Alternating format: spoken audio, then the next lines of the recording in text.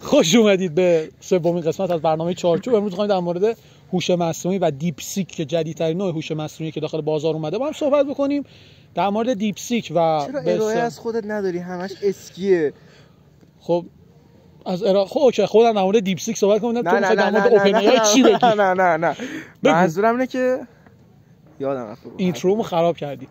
داشتم میگفتم در مورد دیپ سیک می‌خوایم صحبت کنیم که جدیدترین نوع هوش مصنوعی که داخل بازار به اصطلاح جهانی اومده.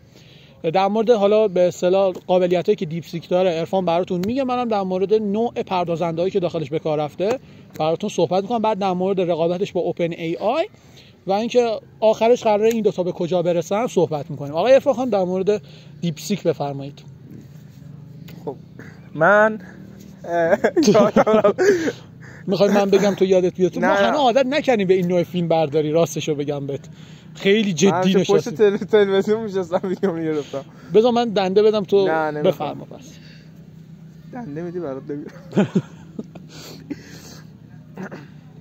من زیاد باش آشناییتی ندارم، ولی خب تا جایی که باش آشنا هستم نو لیمیتده، یعنی مثل چت جی پی تی نیست بعد یه مدت چت کردم باهاش و لیمیت بشی و مجبور شی یه چت جدید باز کنی.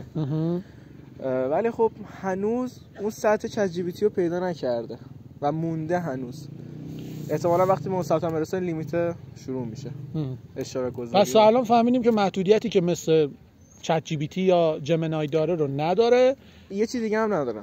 تست کردیم، مثلا تو نمیتونی یه عکس براش بفرستی مثلا. یعنی فقط چت باش میتونی بکنی. پس مثلا میتونی یه مطمئن نیستم ولی خب فقط عکسی که داخلش متن باشه میتونی بفرستی یا یه فایل TXT. خب پس اونقدرم که میگن خوب نیست. اما خب به خاطر چت جی پی تی فوراور برای خرید اشتراک چت جی پی تی میدونید یه لینک داخل دیسکریپشن. مارکتینگ هم وسط ویدیو. چیز دیگه ای که دیپ سیک داره این که داخلش به اصطلاح سی پی یو و جی پی یو هایی که به کار رفته از شرکت انویدیا. تفاوتش با اوپن ای آی اینه که برای ساخت هوش مصنوعی اینجا قیلون کشیده، اینجا اوپن ای آی. اونم من به زودی به ویدیوهامون اضافه می‌کنم، نگران نباش. هلو آقا بذار من حواسم باشه. سی پی یو و جی پی یو هایی که داخل دیپ سیک به کار رفته نصف تعدادیه که داخل اوپن ای آی و چت جی پی تی به کار رفته. تا جایی که من تحقیق کردم داخل چت جی پی تی حدود 8 به اصطلاح کارت گرافیک RTX 5090 به کار رفته و در داخل دیپ سیک که حدوداً اگه اشتباه نکنم 10 ژانویه 2025 به بازار ارائه شد حدوداً 4 تا به کار رفته. زمانی که دیپ سیک تو هفته اول فعالیتش به اصطلاح داخل بازار مارکت جهانی بود، حدوداً سهام اوپن ای آی 10% سقوط کرد به خاطر اینکه کارت‌های انویدیا و به اصطلاح RTX هایی که داخلش به کار رفته بود به تعداد اوپن ای آی کمتر شده بود.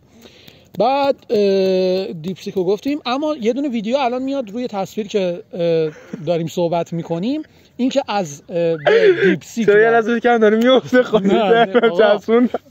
تکون نخور بابا، تکون نخور. تو تکون نمیخوره بابا. چیزا عوامل پشت صحنه.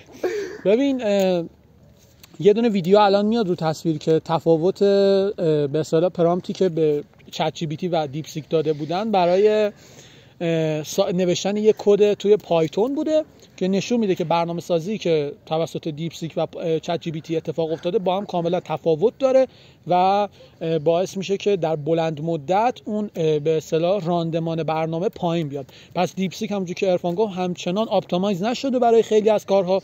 گفتی نمیشه براش عکس و این چیزا فرستاد، درسته؟ خب خیلی از چیزایی که من ای آی سرم نمیشه، نه مسخره کنید، به زور منو میشونه اینجا. من خودم هم سرم نمیشه، فقط چیزایی که در موردش خوندم و میدونم اینا بعد در نظر بگیریم. چیز دیگه ای که بود این که اخبار اقتصادی که من خونده بودم این که رئیس جمهور چین با دونالد ترامپ به زودی قرار دیدار بکنن و در مورد هوش مصنوعی که وجود داره با هم صحبت میکنن و خب این میتونه شاید یه رقابت خیلی تنگاتنگی رو با دیپ سیک و اوپن ای آی با هم داشته باشن، مخصوصا توی روز دوم به اصطلاح کاری دونالد ترامپ که اومد یه چیزی حدود 500 میلیارد دلار برای هوش مصنوعی بودجه اختصاص داد و یه تحلیلی هم که داشتم می‌دیدم آقای کوشیار عظیمیان CEO تریتن ای آی گفت که ما از این به بعد با بودجه‌ای که دونالد ترامپ داده می‌خوایم هوش مصنوعی درست کنیم که کمک می‌کنه به بیولوژی و به اصطلاح شاخه پزشکی که توسط AI داره الان انجام میشه. خودش اینقدر قشنگ گفت بیولوژی. در مورد بیولوژی و خب دارن مولکول هایی رو میسازن که باعث میشه برای هر انسان و هر سرطان ژنتیکی که وجود داره واکسن بهتری ساخته بشه. بذار من چک کنم ببینم چیز دیگه ای هم هست. واقعا که سناریو میذاری جلوت؟ نوبه. این احتمالاً باید تو ویدیو باشه، مهم نیست.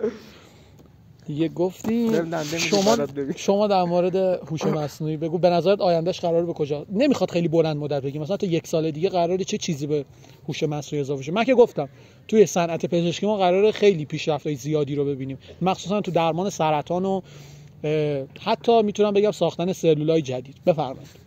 تا سال دیگه رو که اطلاع ندارم، ولی خب منم اطلاع ندارم. خب آقا تو یه چیزی تحقیق کردی من ولی خب تا جایی که میدونم، حالا نمیدونم تا سال دیگه، تا چندین سال دیگه خیلی از شغلا، خیلی از رشته‌ها از بین میره.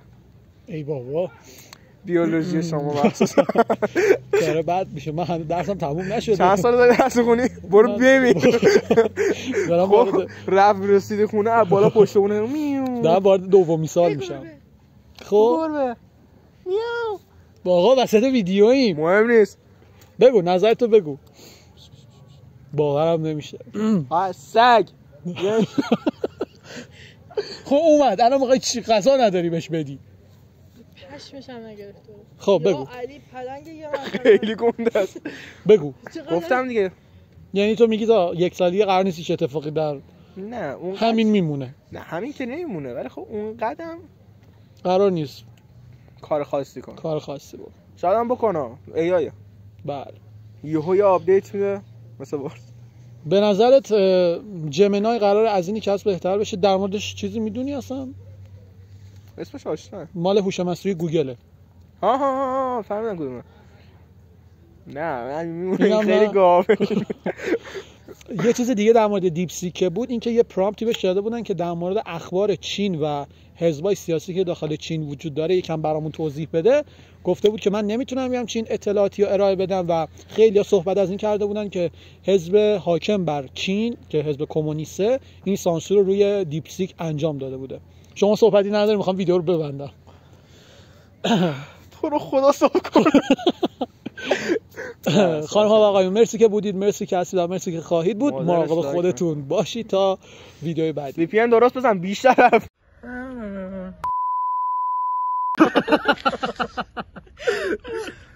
این یه تیکه خندمون رو میذارم. به تو چه؟ خانم ها و آقایون خیلی خوش اومدید به دومی که توف رود عرفان.